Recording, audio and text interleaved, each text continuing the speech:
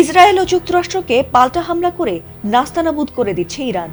এই যুদ্ধে পারমাণবিক অস্ত্র ছাড়া সব ধরনের আধুনিক অস্ত্র ব্যবহার করেও ইরানকে কিছুতেই দমাতে পারছে না যুক্তরাষ্ট্র।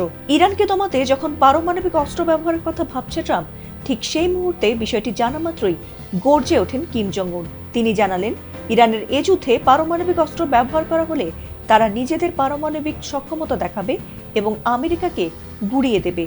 আর তার এই হুঙ্কারে অনেকটাই চাপের মুখে রয়েছে যুক্তরাষ্ট্র ও ইসরায়েল। এছাড়াও এক মিসাইলে শত্রু ধ্বংস হবে এমন মিসাইল সহায়তাও ইরানকে দিতে চেয়েছেন তিনি বলেও জানা গেছে। আর তাতে এবার ভয়ে পিছু হটছে দখলদার দেশ দুটি। সুর নরম করে বারবার চাইছে যুদ্ধবিরতি, তবে সেই যুদ্ধবিরতির প্রস্তাব নাকচ করে আরও বিধ্বংসী হামলার ঘোষণা দিয়েছে ইরান।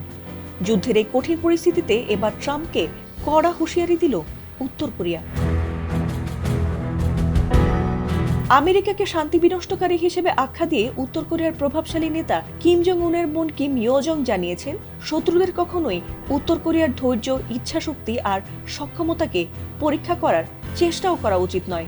আর যদি সেই চেষ্টা করা হয় তাহলে সেটি তাদের জন্য অকল্পনীয়ভাবে ভয়াবহ পরিণতি ডেকে আনতে পারে। কিমের বোনের এমন হুঁশিয়ারিতে চমকে উঠছেন অনেকেই। অনেকেরই প্রশ্ন, এমন কড়া হুঁশিয়ারি কি কেবল ইরানের পক্ষ নিয়েই বলা হয়েছে? কেবল ইরানের পক্ষেই নয়, বরং দক্ষিণ কোরিয়ার সাথে মিলে যুক্তরাষ্ট্র নতুন করে সামরিক মহড়া চালাচ্ছে, যা উত্তর কোরিয়া তাদের দেশের জন্য হুমকি বলেই মনে করে।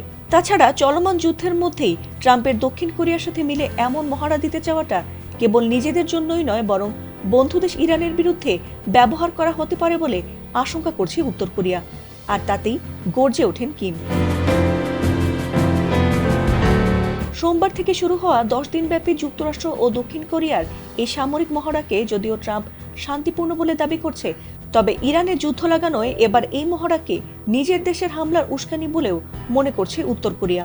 এছাড়াও যুক্তরাষ্ট্র ও দক্ষিণ কোরিয়া ঠিক কী উদ্দেশ্যে এবং কতটা গভীরভাবে তাদের নিরাপত্তা লঙ্ঘন করছে, পিয়ংইয়ং তা নিবিড়ভাবে পর্যবেক্ষণ করছে বলেও জানিয়েছেন কিম। ফাতিমা সুলতানা, এটিএন বাংলা।